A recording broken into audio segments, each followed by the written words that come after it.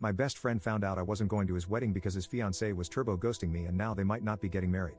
For some context, my best friend, Alex, 32M, and I, 32M, have been friends since diapers. We're basically family. After college, we both moved back home so we could live at home and get our feet underneath us. Alex started dating Stella, 35F, a lovely girl, around 4.5 years ago, and from the get-go, she seemed to politely dislike me. I don't know why.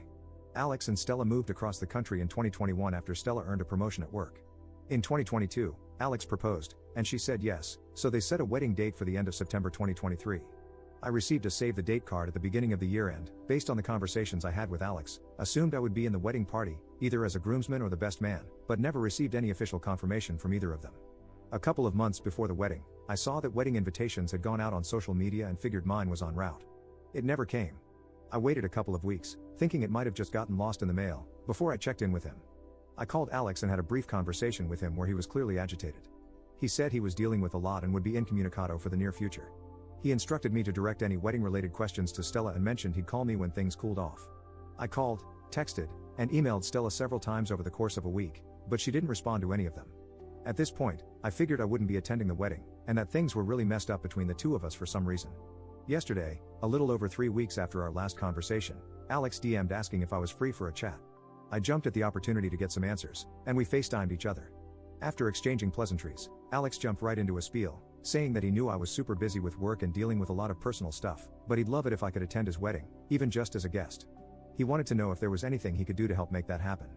I blurted out that I'd love to but hadn't received an invitation. Alex stared blankly at me and said, "What?" I then explained that I hadn't received an invitation. That was the reason I'd called him a few weeks ago, that I'd contacted Stella about it, but she never got back to me and left me on red. I also mentioned that I had no idea what he was talking about regarding me dealing with too much to be involved in the wedding.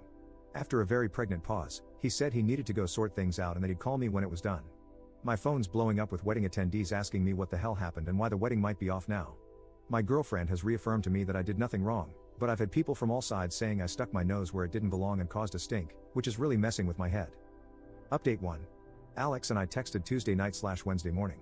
He said he was handling stuff and asked if I'd be free to talk Thursday afternoon with him and Stella, which I agreed to.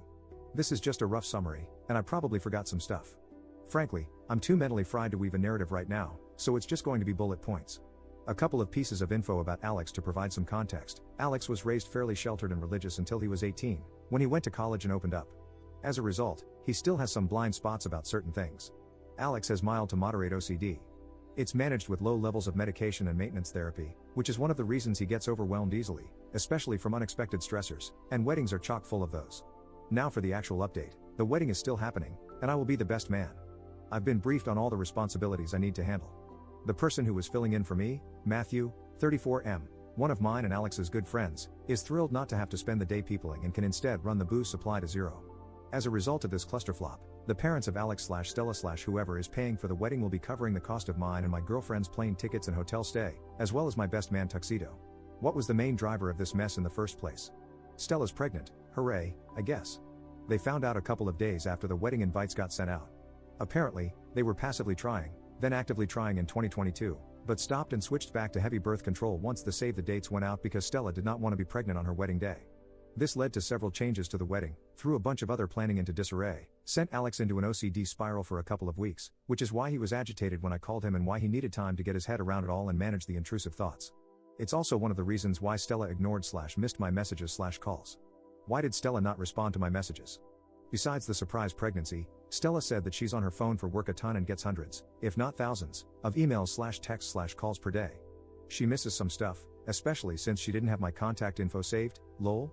I also emailed her work email instead of her personal email, which I don't have, and my own personal email handle is not my name. In the future, I was told to be more insistent in my communication with her to break through her everyday noise. Duly noted. What happened to my invite? Stella claims that she sent me one but must have sent it to my old address.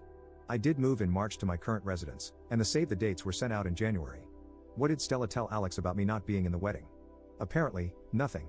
According to Stella, he either 1, believed one of his intrusive thoughts was real when he was in his OCD spiral, 2, he got confused when she told him one of her cousins with a similar sounding name to mine wouldn't be attending, or 3, some combination thereof. According to Stella, she always wanted me in the wedding. Why did Stella not contact me after I didn't RSVP back? She assumed there was something going on with me and Alex and that we'd sort it out and he'd tell her. In the meantime, she was busy with work, wedding planning, and the unexpected baby. How did a bunch of wedding guests find out about this mess? Alex called his mom for advice after our convo. His mom had church friends over, and the church ladies overheard a good chunk of their conversation. Church ladies are gossipy, and Alex has spent a decent chunk of time the last couple of days putting out fires, so to speak. After about an hour, Stella left to go deal with some wedding stuff, and Alex and I chatted about things for a couple of hours. Do I believe Stella's explanations? Kinda. The baby's real, as far as I know, confirmed by a medical professional. She does have a cousin I know she's close with who has a similar sounding name to mine, and she does work from her phone a lot. But the rest of it just seems a little too convenient, and I feel like I'm left with more questions than answers. The good news is, since I'm in the wedding, I should have great access to figure out what the heck is going on, I hope. Update 2. Valp, it's been a while. Sorry, y'all for taking so long to get this update out. I've been absolutely swamped at work, putting out fires with my hair on fire for the last 6-ish months. So, the wedding was 8 months ago, and here's the Cliff Notes version of the wedding and some post-wedding stuff. The lead-up was boring, a crap ton of emailing back and forth between me, Stella, other wedding people, venues, vendors, etc. Me and Alex had some pretty deep conversations over the week and reaffirmed the importance of our continued friendship. Stuff was really awkward the first night we were there for dinner, especially considering both Alex's stepsister, Sam, 32F, and Stella's younger sister and maid of honor, Diana, 29F, were already staying there. For context, we stayed at an Airbnb within walking distance of Alex's house. I went into event work mode pretty quickly, and that smoothed things out right away and put Stella at ease. I spent most of the lead up to the wedding either at the ceremony/reception site doing liaison/setup or running around picking crap/people/crappy people up with Sam. My girlfriend, Alice, 29F, was kinda miffed about the whole thing. She's never worked a wedding before, just attended, so she expected it to be like 50% working and 50% vacation. It ended up being more like 90% me working and 10% vacation. She spent most of her time helping Alex out with wedding support related stuff or gaming on my laptop when she gassed out or got too overwhelmed. The wedding was a fun mess, with tons of unrelated drama. Stella sure knows how to design a beautiful ceremony and plan a party, I'll give her credit for that. I didn't get to enjoy much of it since I was working the wedding with a few other people in the wedding party more than attending, but oh well. The ceremony took forever, though. I felt terrible for all the bridesmaids who had to wear heels through that.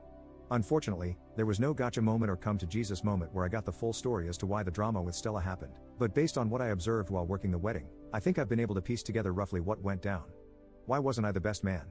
I think this had more to do with Stella's parents, Ken and Karen, both in their 60s, than her, although she still doesn't like me. Here's my main reasoning. Ken and Karen were paying for the majority of the wedding, more than Stella, Alex, and Alex's parents combined. Alex and Stella sketched out pretty early what they wanted the wedding to look like. Throughout the process, Stella made several significant changes out of the proverbial blue. For example, they originally agreed on a smaller wedding, something like 50 to 60 people, but then one day, randomly, Stella asked for and wanted a big wedding. Alex didn't really care all that much and just figured she changed her mind. He just somehow missed that most of these changes occurred after Stella either had a phone call or an in-person meeting with her parents, which is on brand for him. Her parents were very standoffish towards me, to be expected, the feelings mutual, and made a lot of frankly weird comments about Stella's younger brother, Chase, 23M, who is totally not a cokehead. Often, these comments were made in comparisons between us that flattered him, and they kept insisting he was perfect best man material. Alex has barely met Stella's parents, maybe a dozen times over the last 5 years. Every time they visit for the holidays, Stella has them leave early for whatever reason, and Stella rarely initiates calls with them. Stella acts really weird around her parents. Around everyone else, she's a strong modern woman, but around her parents, she gets super meek.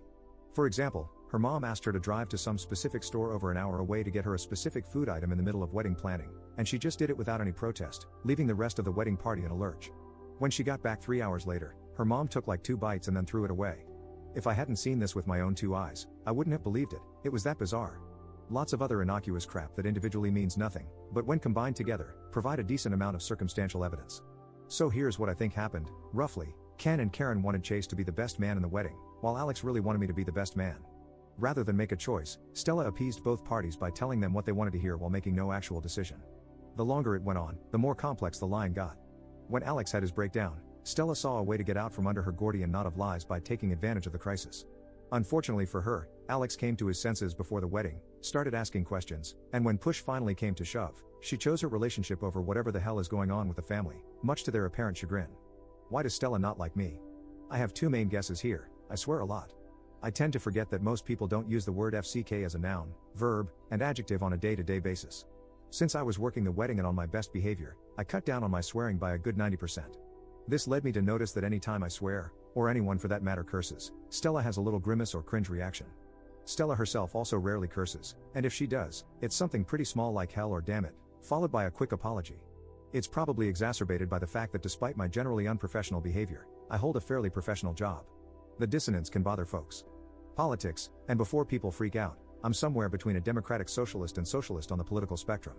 I am a far cry from conservative, but for Stella, that's not far enough left. As far as I can tell, she's either a tanky or tanky adjacent. This has been more or less confirmed to me based on her social media engagement relating to the major geopolitical events of the last 6 months or so. Probably exacerbated by the fact that my job involves working in geopolitics, so I am part of the repressive imperialist Western system. And as it turns out, I'm not the only person in the wedding who isn't super fond of Stella, so I found my flock, so to speak.